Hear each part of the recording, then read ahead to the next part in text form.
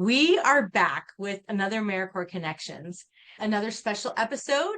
As we had announced, we are doing a massive recruitment extravaganza for 2024-2025 service year.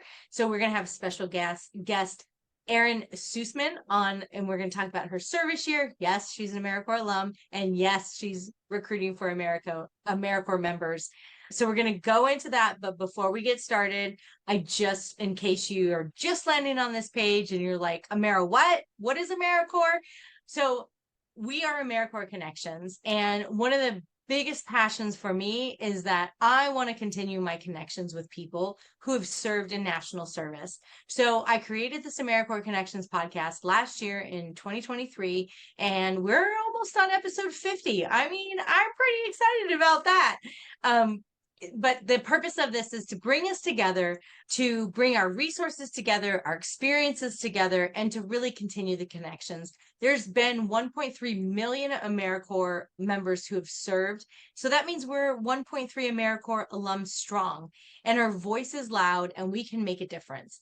And I think the time is now where we need to step forward. We need to embrace our arms, and we need to really lean into national service, community engagement, volunteerism, whatever that means to you.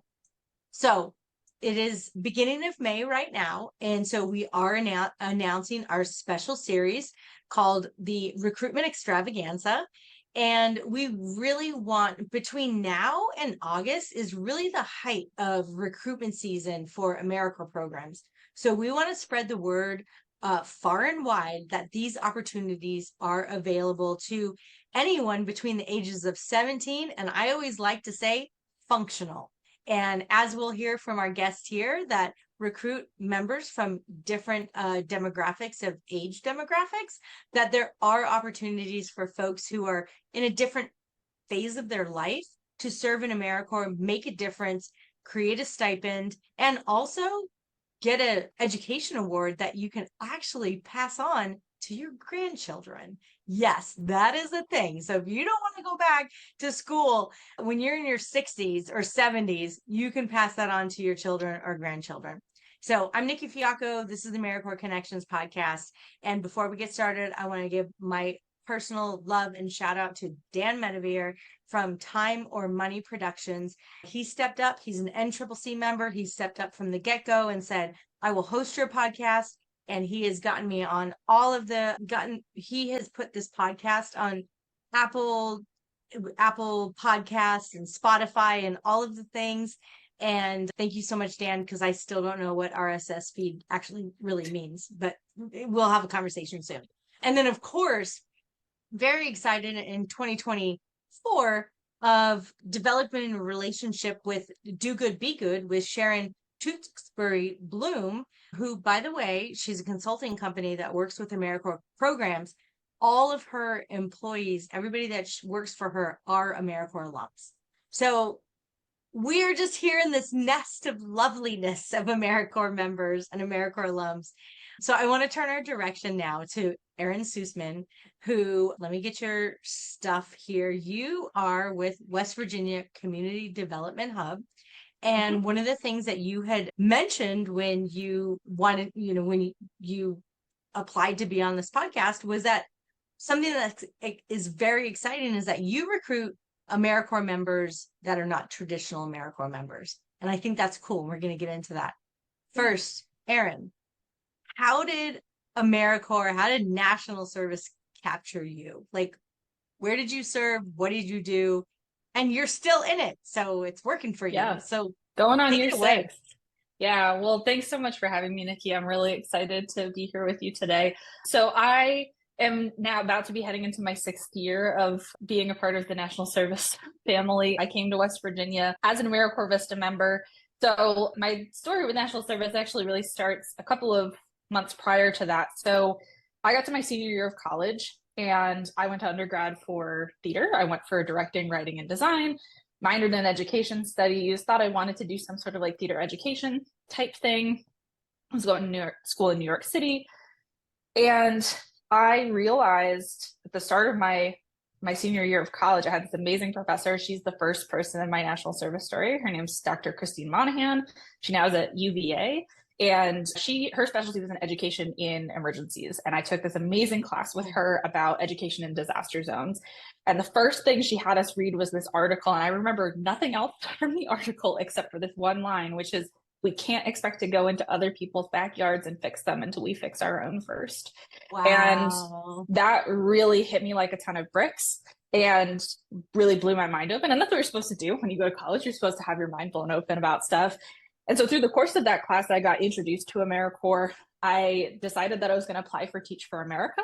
And I decided that I was going to try to do something in the education world through that program. Got rejected, which I think actually was probably the best thing that ever happened to me, because when I got rejected, I got on all of these lists for different Education AmeriCorps programs. And that led me to the AmeriCorps portal. And so I just started applying for things. And around that time that I got rejected from Teach for America, my now husband had just moved to New York to be with me. He and I had been long distance for 2.5 years prior. He's from West Virginia originally, but he was happy to go wherever I wanted to go. And I had always just felt this calling to West Virginia. I'm from New England. I grew up in Connecticut. Spent a lot of time in Vermont growing up, and for me it's the difference between, so in the Northeast we call it Appalachia, and in West Virginia in the Appalachians where I live now, it's the Appalachians. But it's really, there's a lot of similarities between the two areas, and so I always kind of felt just at home in West Virginia. And so I found this amazing AmeriCorps Vista project and just applied on a whim. Talked to the project director, talked to the site supervisor, on interviews on the phone. I was on spring break, my final year of college, and I got a phone call. About 2 weeks later, I was on a treadmill at the gym, and I got the call saying I got it, and I fell off the treadmill. And I was like, yes, I'll take it. Didn't talk to my partner, didn't talk to anybody else. I'm just like, I'm going to take it. I'm going to do AmeriCorps, and I'm going to go to West Virginia. And I didn't even know about the relocation benefits or anything like that. I was just so excited to finally have something sorted out for myself. So I relocated in 2018, in July of 2018, and I served as an AmeriCorps Vista member through United Way of Central West Virginia. Okay. The subsite I served out was called Literacy Volunteers of Kanawha County. I served for that year, and my primary objectives in my service were to recruit volunteers and recruit students to receive free literacy services for adults and children and English language instruction. And you wouldn't believe it, but in West Virginia, we have a lot of English language learners.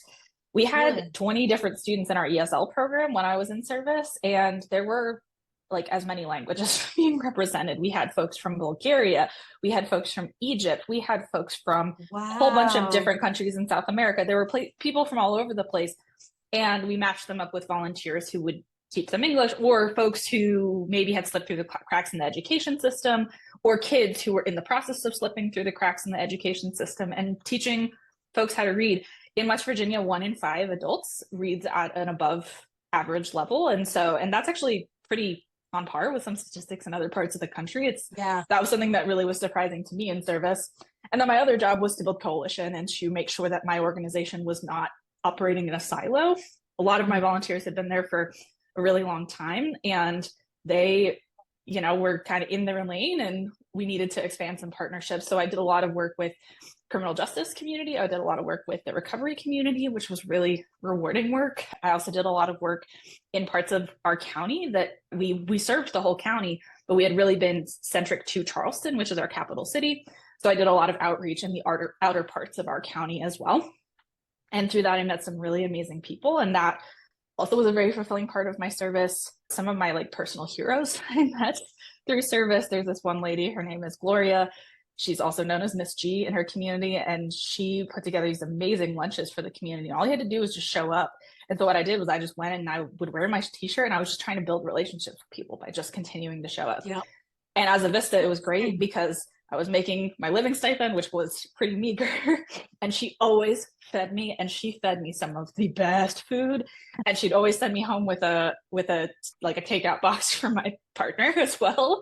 So we ate really well whenever I had to go out to London, West Virginia, where her community center was. And yeah, I just really valued my national service experience. I would have done another year, except I had decided I wanted to go to grad school. And so in order to make that work, I was also planning for a wedding at the time. So in order to make that work, I did have to depart. But luckily, about 4 months after my service was up, I came across a position at West Virginia Community Development Hub. It was one of those organizations that I knew of. I'd kind of put on a list of like, if I can work at one of these organizations by the time I'm, midway through my career, I will feel really, really good. And went in for an interview, and within, a couple of weeks, I got the call, and I didn't even have to think about that one either. I just, did a little dance for joy. And so I'll be celebrating 5 years at West Virginia Community Development Hub as the Vista project. I was hired as the manager. I'm now the director, and I also am the operations director at the organization as well. And it's been really cool because we've grown our program, and we also grown as an organization at the same time. When I started, there were 7 of us. By the end of this year, we'll have 16 or 17 staff, depending on how things go. So that's been really cool. And to watch our Vista program kind of grow alongside it and better integrate into the work that we're doing is also pretty exciting as well. Wow, what a whirlwind. I mean, yeah. There were so many points where I was like, well, I wanted like to pull a thread, like, oh my gosh. But I think one of the things that you said there that really is important to kind of look at is that during your service year, you were making connections. Mm-hmm. You were in the community, and you were like talking to people, and you were making, like, you were wearing your shirt, like, yeah. This is what I am. And I think that's super important for folks to remember who might be interested in going to national service or might be coming out of or whatever, is that like showing up and being around, like that was one of the things, that was one of my skills where literally like I was at every event and everybody would be like, Nikki's here again. Like, why is Nikki here? Nikki's here because Nikki needs a job, and like everywhere I turned, like I just made sure that I showed up everywhere during my service year. And then I also made the connections with people who can make decisions, and so it sounds like very similar where, you just kind of did the thing. And then all of a sudden this opportunity opened up. They were like, well, of course, because she's been here, let's do that. Mm-hmm.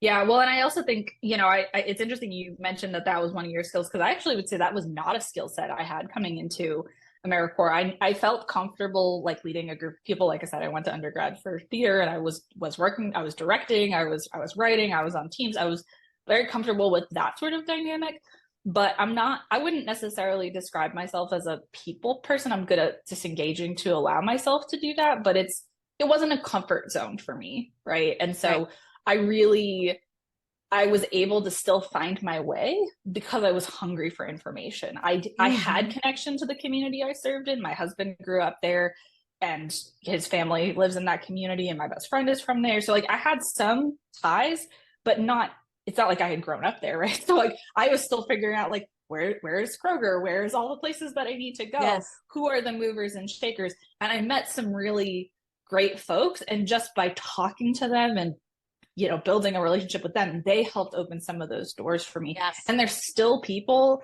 that to this day I still keep up with. If I see them out in public, I'm still going to give them a hug or say hi, or I still call on them for things that I do in my work now. One of the really awesome kind of parallel journeys I've gotten to see because of my Vista experience, very early on in my service, I met this lady, her name's Jenny, and she is somebody who's in the recovery community. She's a very outspoken advocate for people who are in long-term recovery from substance use disorder. She was working as an outreach specialist for a center that we have in Charleston for women who are in recovery. I met her we have reentry councils, which are meant to help people that are reentering society after incarceration.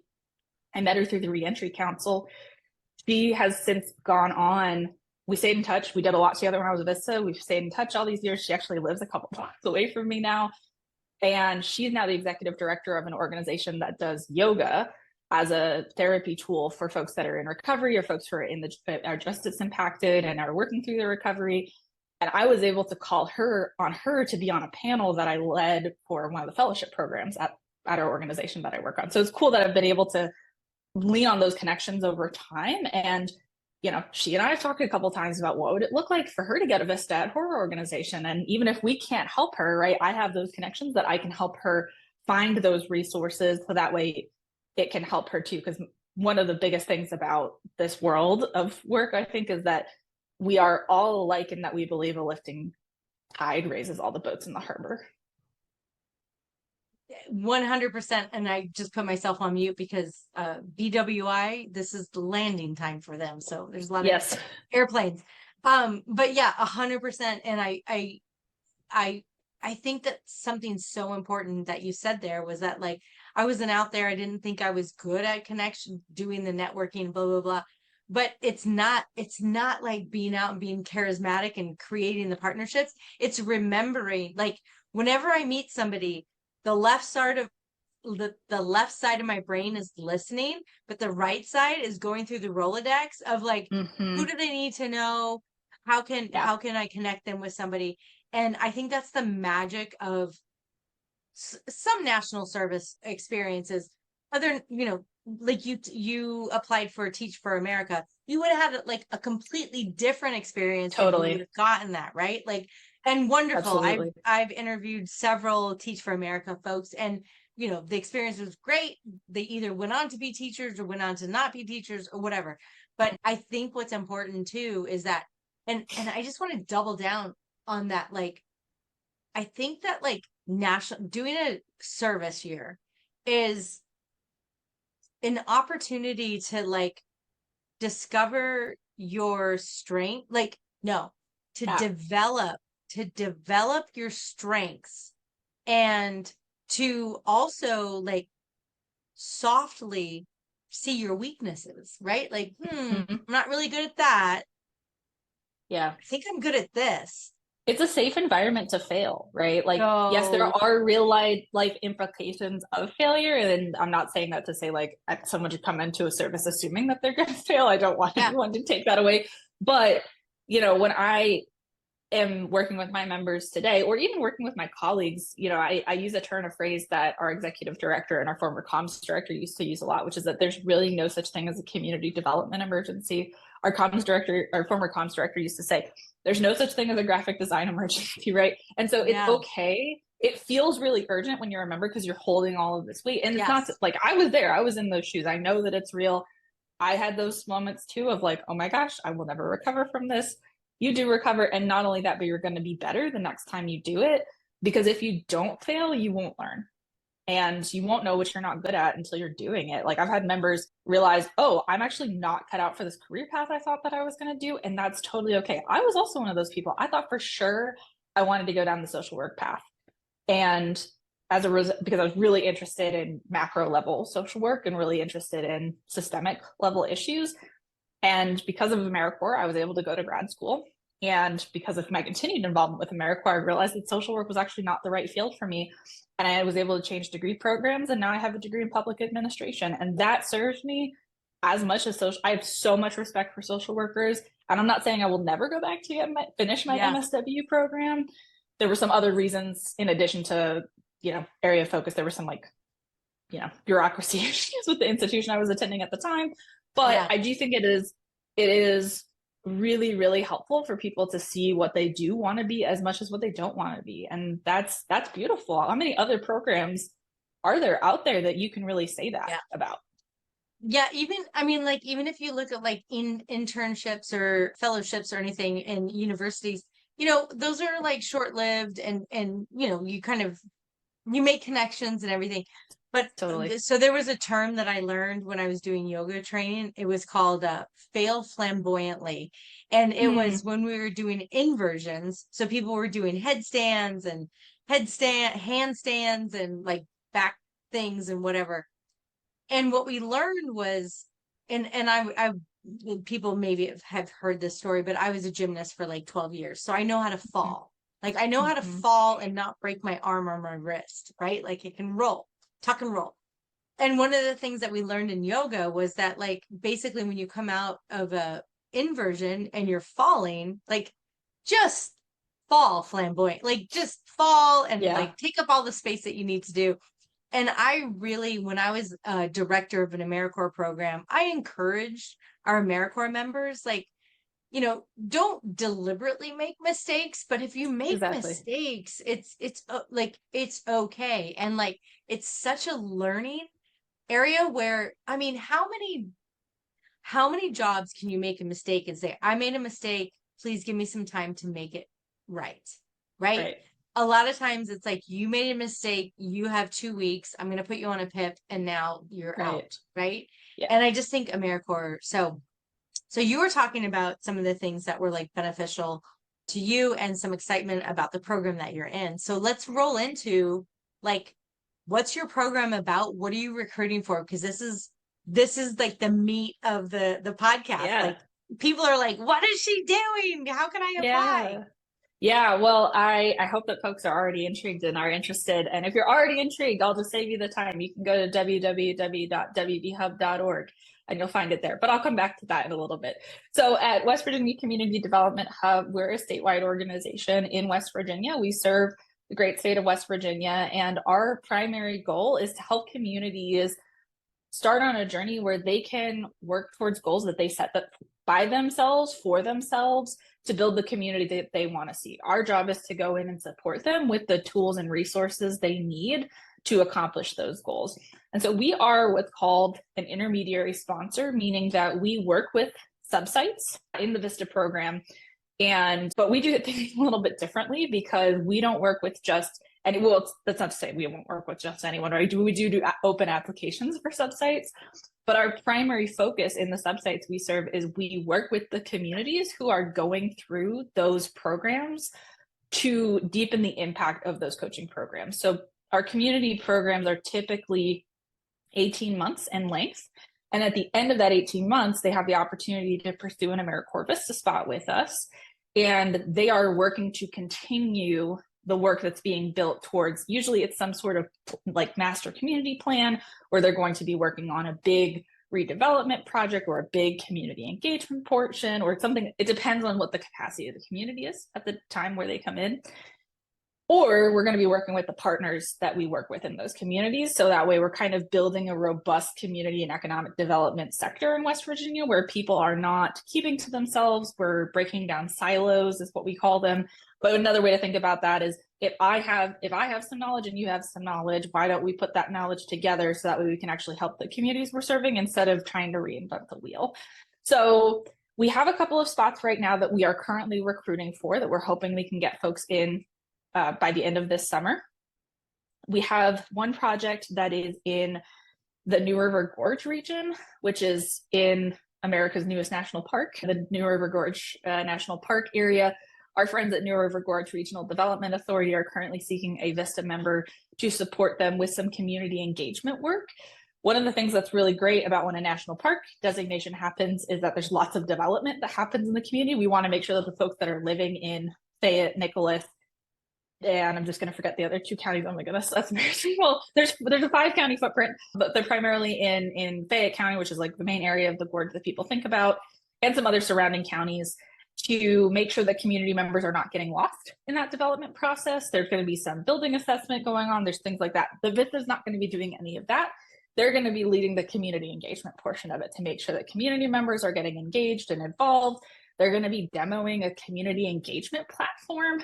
I don't know what platform it is, so I can't say for certain, but if you're somebody that's communications oriented and you're technologically inclined and you love outdoor stuff, the New River Gorge has some of the best whitewater rafting, some of the best hiking, some of the best camping. It's all right there. And it's just, I mean, I live about an hour away from the New River Gorge. It's one of my favorite places in the whole state. If someone takes nothing else away from this episode, it's visit us in West Virginia and come check out the Gorge region. It is so, so pretty, especially in the fall. Oh my goodness, there's nothing that compares to that. I just have to interject, and the frogs. Can you hear the frogs? Oh my God, they're so loud. Okay, I just have to interject that, like, I really feel like a Vista member who, like, or a person who is interested in, like, just taking an adventure and like knowing a new community, even if they're not from West Virginia, but like getting to know a new community and then experiencing those outdoor. Holy smokes! Like, I swear, now that we've launched this new recruitment series, I want to apply for like 5 AmeriCorps programs. I'm like, I want to do That's it. awesome. Oh, that sounds so cool. Okay, continue. Well, actually, mute because the frogs are very loud. That's okay. Actually, you make a really good point there, though. Actually, I think it's a good thing where if someone is not familiar with West Virginia, this is actually a really good entry point to West Virginia, because it does show off some of the like coolest parts of West Virginia. It's not to say there aren't other cool parts of West Virginia, but for example, Fayetteville was voted the smallest school town USA once or twice. So there's a lot of really interesting things in that area. You're also about an hour away from Charleston, which is the capital city. There's an airport there. There's Target, you know, so there's like if you assume that there's like not like, I'm going to say civilization in quotes, because I personally don't like, for me, it's home. So I'm used to it. We got all the accessories of modern living, right? We don't have Costco, but if we're one of only 3 states in the country without it, but that's okay. We have other, you know, wholesale clubs we make do. No one has passed away from there not being a Costco. So it's definitely a good place if you want to slow down. That was something that was a big adjustment for me when I came in from living in New York City. It's like everyone was slowing down and I had to like physically slow down because I was so used to city living, but it's great. So yeah, so that's one role that we're recruiting for right now. Another one we have is looking in the other direction in the state, in southwestern West Virginia. So Fayetteville is kind of, and the New River Gorge region is kind of like south central West Virginia, in the kind of the middle part of the state. And our next project is in the southwestern region of the state. It's with the Williamson Housing Authority, which is in Mingo County, West Virginia. So it's almost on the border with Kentucky, in very southwestern West Virginia. Williamson is a very small community. It's about 4,500 people. And the Housing Authority is doing something very interesting. They are doing this Vista project concurrently with an AmeriCorps State and National program. We do not administer the AmeriCorps State and National program. I do just want to throw the caveat out there. I don't really know much about it, but this Vista project is running in tandem with, so whoever serves at this site will have other AmeriCorps colleagues at their project site, which is not something that a lot of AmeriCorps, particularly Vistas, get a lot of the time in their service. A lot of times Vistas are on their own in communities. So this particular project is with the Williamson Housing Authority's Family Enrichment Center, which is a new project that started in 2022. It's still relatively new to them. Last year was their first year of their state and national core program. And basically, the thought is that folks who are living in the housing units at the housing authority need other services, right? If they're needing housing assistance, there may be other things they need. They may be food insecure. They may be facing job insecurity. They may be facing education difficulties. The idea is to give families a wraparound service place. So there's an after-school program for kids. There's programs for adults.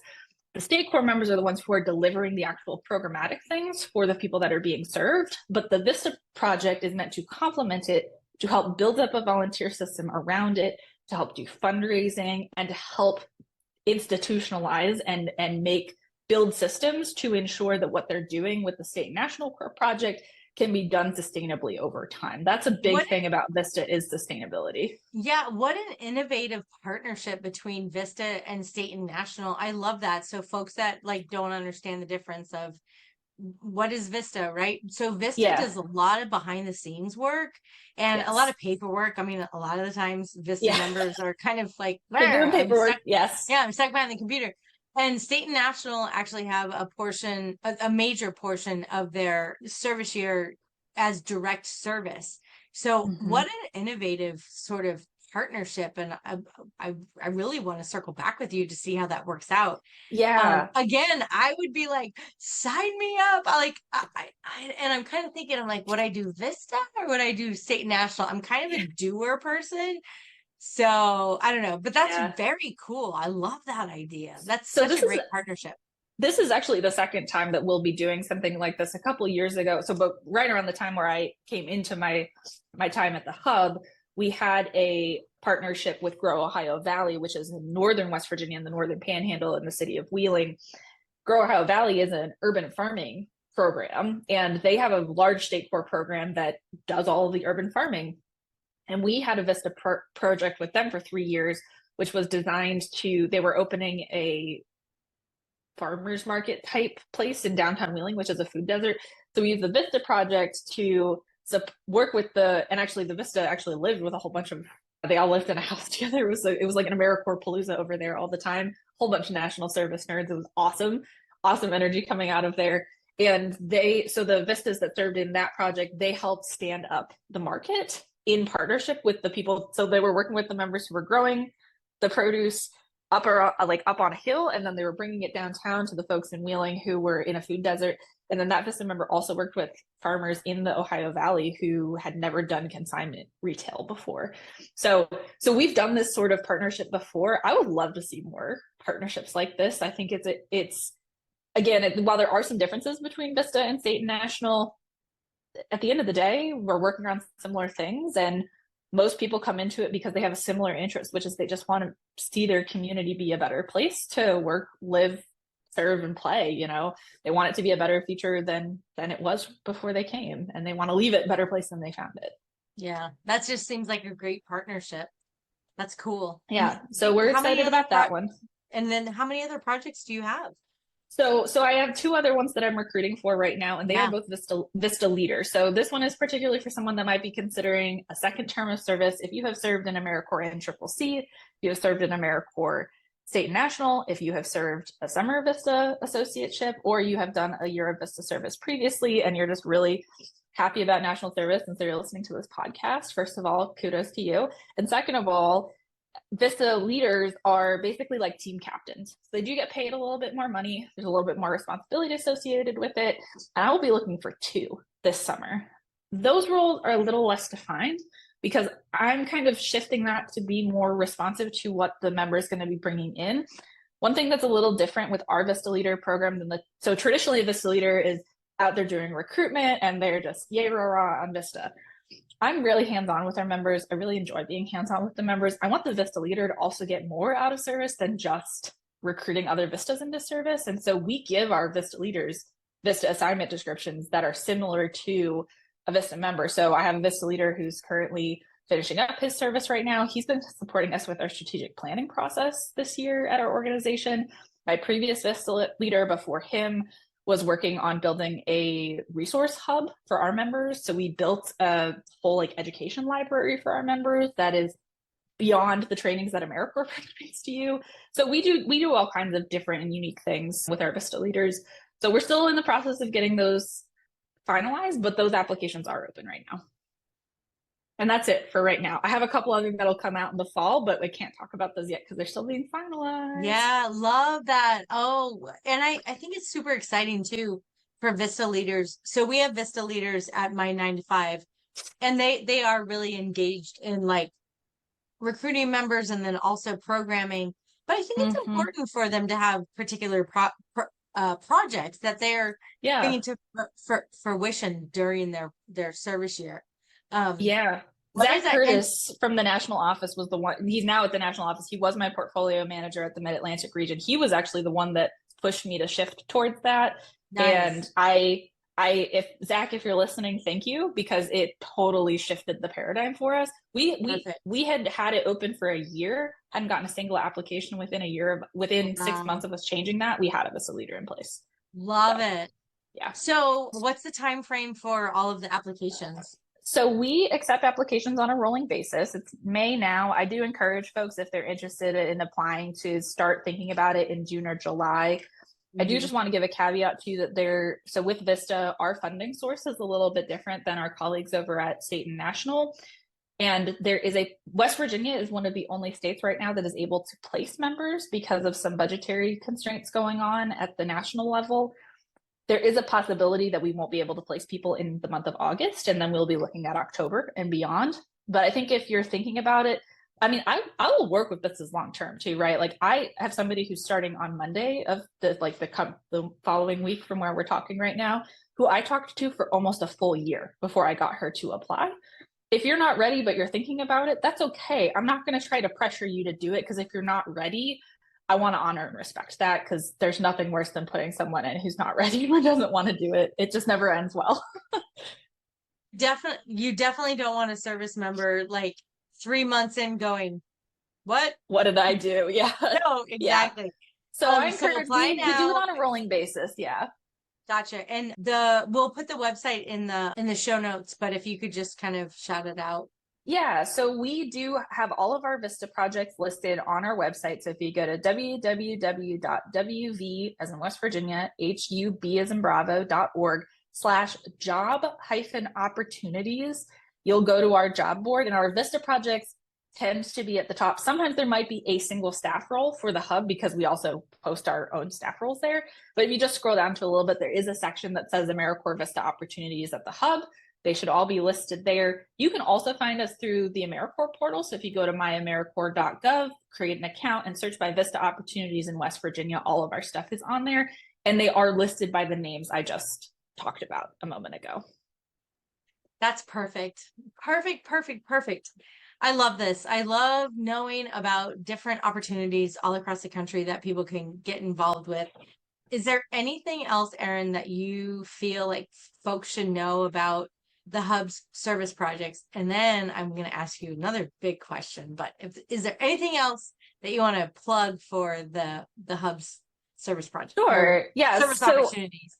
So I will say one thing that also sets us apart, I think, from some traditional intermediary Vista projects is we call ourselves a cohort, even though we do start on a rolling basis. So I know that's not the technical definition of a cohort, but we really put a lot of emphasis on making sure that our Vistas are connected with each other and they're not alone in their service year. So we use a peer mentorship system. Our Vistas are assigned a buddy on a quarterly basis. And we also do like lots of things together monthly, but it's also a really great opportunity if you are not really sure what you want to do, right? You know, you need to do something, but you need some time to figure it out. We'll work with you throughout your year of service. I just actually got back from, you were shouting out Sharon Tewksbury. I was just with Sharon last week at the America's Service Commission National Service Training in beautiful Minneapolis, where my colleague Olivia, who works on this program with me, she and I led a training about some of our professional development things that we do at the hub. And we work with our members starting on day one, regardless of what site you're at. We want to be invested in your professional development throughout your year of service as much as you want us, right? If you come in and you're like, nope, I know exactly what I want to do, no problem. We'll be like, okay, cool. See ya when you talk to you next, right? But if you're like, I really don't know what I want to do, that's great. Even better. Like, we want to help you figure it out. And if it takes you more than a year, that's okay too. We've had members do multiple years because they still weren't sure what they wanted to do. And that's really what makes this program special for me. That's the part that like fills my cup is that part of the work. And we've had members go on to do a lot of really awesome things as a result of that. So I think it works. And also, if you talk to us and you're like, I'm really interested in West Virginia, I'm really interested in service, but like these projects are not the right fit for me, that's okay. I'd love to connect you with my colleagues in West Virginia. We have some really, really amazing Vista projects all across the state. We also have some amazing state and national projects all across the state. There's the right service opportunity out there for everyone. I am more than happy to help open doors for you if you're struggling to get those doors open in West Virginia. I love that. That's so good. And I will double down on the cohort and the professional development training, because when I did my service year, I didn't like, it was the best professional development that I have ever received. Me too. Right. And I kind of like got into national service in my mid 30s, and I didn't really have a career and I didn't really have a path. But once I finished my AmeriCorps service year, I was like, oh, there's there's steps, opened the whole world. Right? Yeah, it opened like literally opened up my whole freaking world. And here we are on a podcast. And I love that you guys are doubling down on the professional development and pouring into the members. And I honestly think that is going to be the tipping point for a national service. Yes, giving back to community is so important, and all of that is so important. And also, if you can do that while you're also developing yourself and you're developing your empathy and your compassion and your passion, and you're finding out that like, I don't want to go into social work, I want to go into, whatever.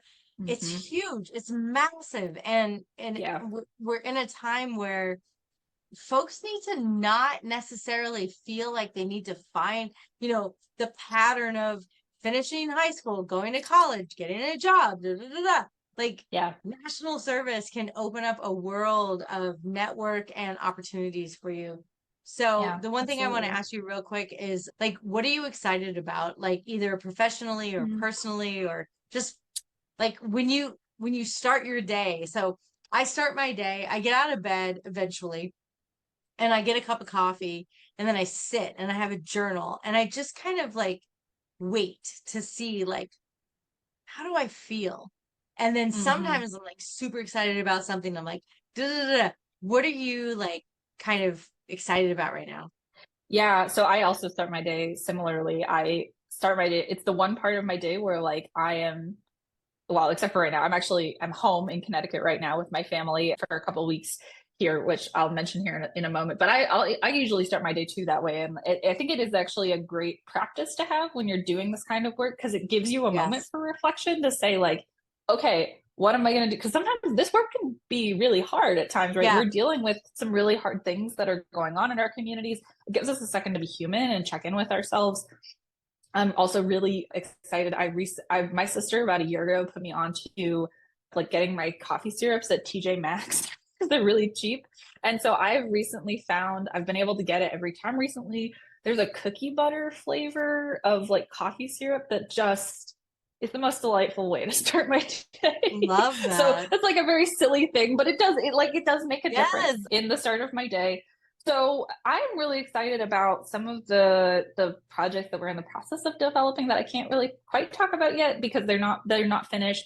But I will say this is a really exciting time in West Virginia. Over the last couple of years, there's been some really transformational funding that's come into our state, Oh, and nice. it's becoming easier for communities to get engaged in this kind of work who haven't been able to do it before. And, I have a couple of different communities that are currently in our Accelerate West Virginia program, which is our kind of mid-tier capacity building program that's supported through the Economic Development Authority's Build Back Better Regional Challenge, which the hub is a part of through the Act Now Coalition.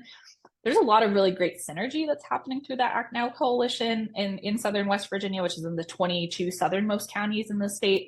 And communities are really getting engaged and building some wonderful skills and building some wonderful connections. And they're going to really do some great things, I think, with some of these Vista resources, I hope. And we're going to have our next class of that program coming in shortly. And that is also very exciting to me. I have a new Vista starting on Monday, so that's always very exciting. I'm going to be an aunt for the first time as well in 2 weeks. So I'm very excited about that. That's why I'm here in Connecticut for the next couple of weeks.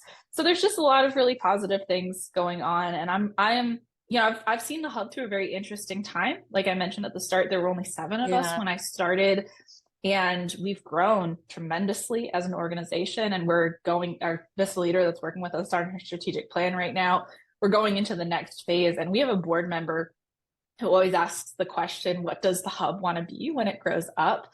And I feel like we're moving from like asking ourselves that question as like in our like childhood to now we're moving to like adolescence, like early adulthood in our growth phase in our organization. It's been such a privilege to have a front seat to that. I work with some of the most amazing people that I have ever known in my life, and I consider it to be one of the greatest joys in my life that I get to work alongside of them every day, and we get to work alongside the communities we work with, because those are some of the most amazing people with the most amazing stories that I never would have known had it not been for national service. Yep.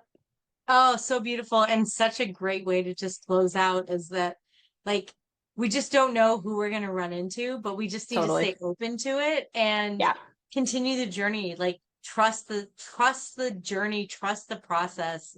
Absolutely.